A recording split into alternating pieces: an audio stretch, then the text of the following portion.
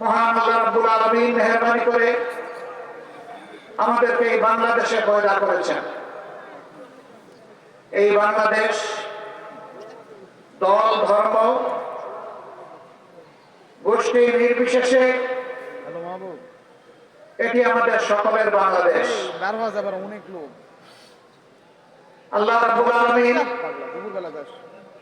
জানা অজানা অসংখ্য সৃষ্টি মানব জাতির কল্যাণের জন্য পয়দা করেছেন, আর মানুষকে পয়দা করেছেন তার নির্ভেজাল গোলামের জন্য। মানুষকে পয়দা করেছেন আল্লাহ তাআলার প্রতিনিধিত্ব করার জন্য। গোলামি সকল জাতি করে, কিন্তু প্রতিনিধিত্বের জন্য মানুষ ছাড়া অন্য কাউকে আল্লাহ তাআলা নির্বাচন করেননি। এটি মহান রবের পক্ষ থেকে মানব জাতির প্রতি এক বিরল উপহার, এক সম্মান, যেই সম্মান আল্লাহর অন্য কোন সৃষ্টির কপালে জুটেনি।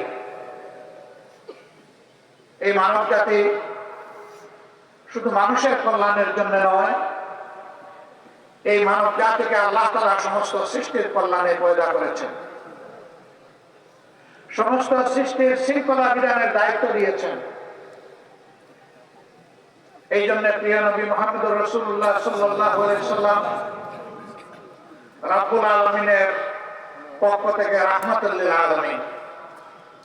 আল্লাহ স্বয়ং রাব্বুল আলামিন আর তার প্রিয় নবীকে করেছেন সমস্ত সৃষ্টির জন্য রহমত।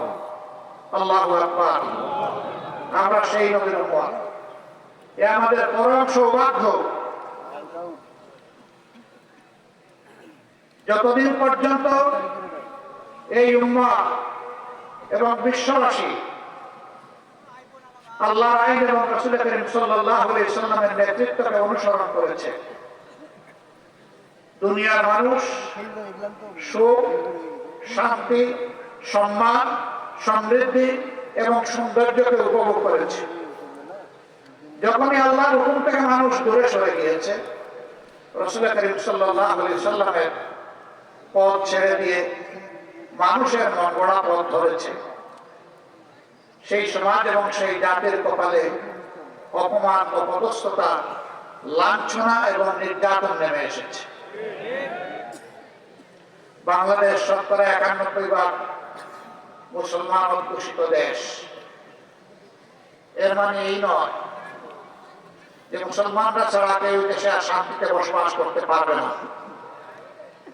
মুসলমানরা ছাড়া কেউ এই দেশে সম্মানের সাথে থাকতে পারবে না, মুসলমান ছাড়া কেউ এই দেশে তাদের নাগরিক অধিকার ভোগ করতে পারবে না। বরঞ্চ ইসলাম সমস্ত মানবতার জন্য সব অধিকারের একমাত্র গ্যারান্টি। এটি আমার কথা নয়, এটি স্বয়ং আল্লাহ রাব্বুল আলামিনের কথা। আল্লাহ তাআলা কালামে হাকিমের শেষ যে আয়াতটি নাযিল করেছেন মেহেরবানি করে, মিনার ময়দানে রাসূল করিম সাল্লাল্লাহু আলাইহি ওয়াসাল্লামের জীবনের শেষ থেকে আইয়ামে তাশরিকের সময় সেই আয়াত দ্বারা আল্লাহ তাআলা বিশ্ববাসীকে এই নিয়ামতের কথা স্মরণ করিয়ে দিয়েছে। সূরা মায়েদার ৩য় আয়াত, একটি লম্বা আয়াত। এই আয়াতের অংশ বিশেষ আল্লাহ তাআলা স্পষ্ট করে বলেছেন, আল-ইয়াওমা আকমালতু লাকুম দীনাকুম ওয়া আতমামতু আলাইকুম নি'মাতি ওয়া রাদিতু লাকুমুল ইসলাম দীনা। আজ আমি তোমাদের জন্য আমার দিনকে পূর্ণ করলাম, কামেল করে দিলাম। ওয়া আতমামতু আলাইকুম নি'মাতি, আর আমার পক্ষ থেকে তোমাদের জন্য যত নিয়ামত, সব কিছুর ভান্ডার এই দিন, এই ইসলাম, এই কোরআনকে বানাই দিলেন। ওয়া রাদিতু লাকুমুল ইসলাম দীনা।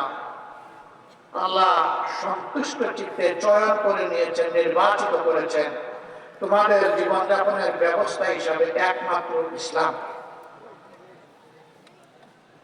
অন্য আয়াতে আল্লাহ তাআলা বলেছেন, ইন্নাদ দীনা ইনদাল্লাহিল ইসলাম।